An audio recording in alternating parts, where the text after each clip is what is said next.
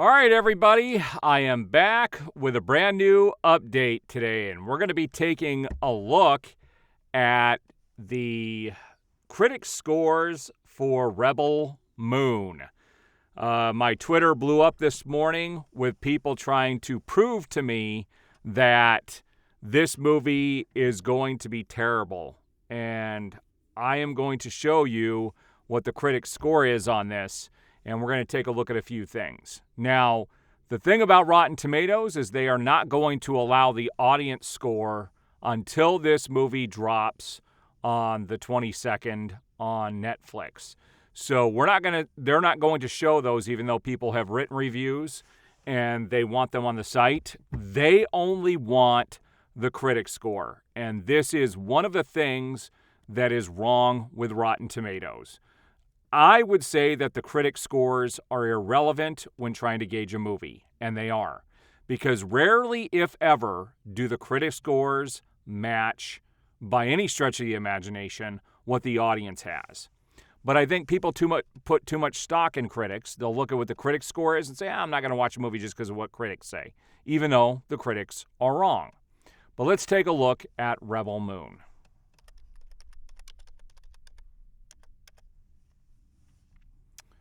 Part 1. Ooh, it is going up. It was at 17%.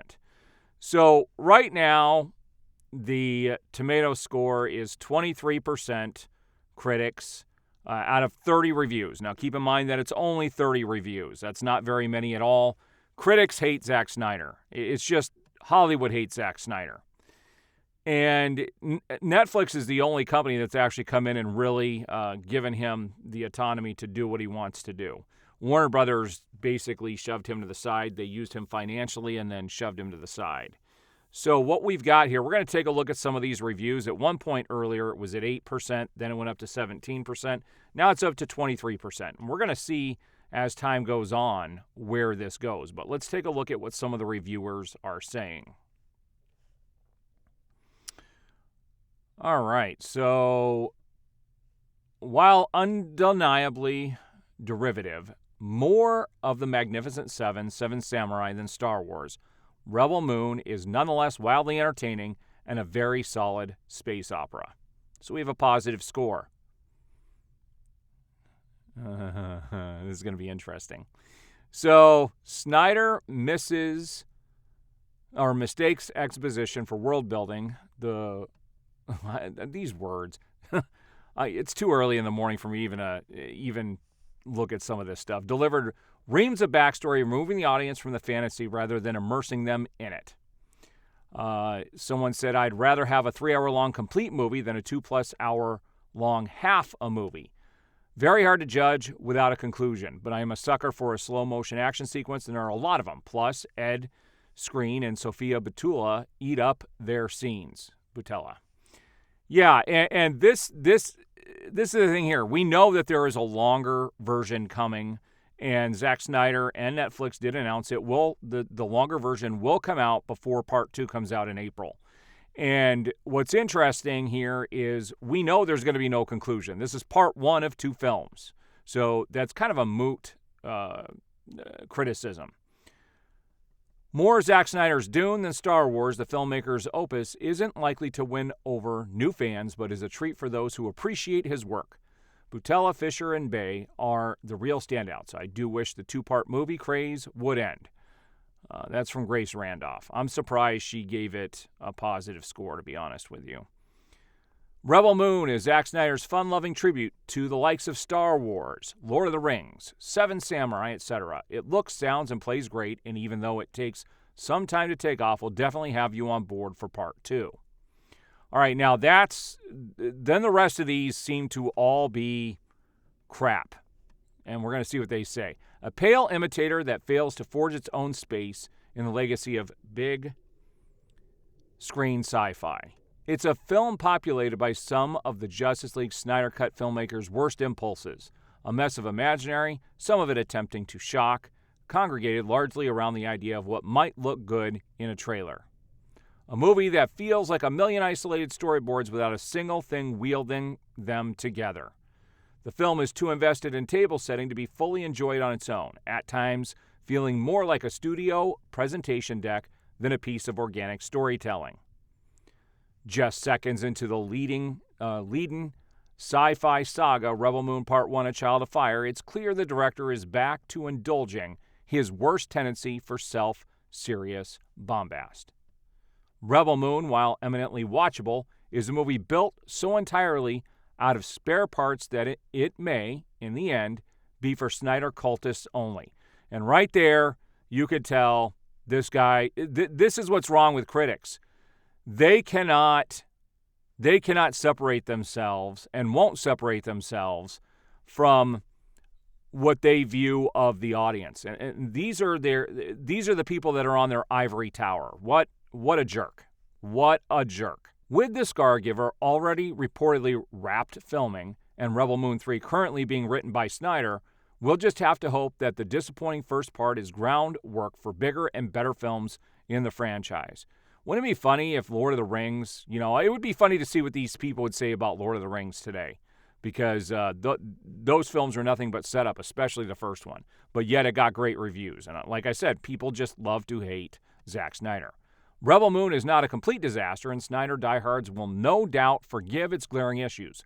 But those who tend to dismiss his work as style over substance are going to feel validated after watching this pretty mess of a movie.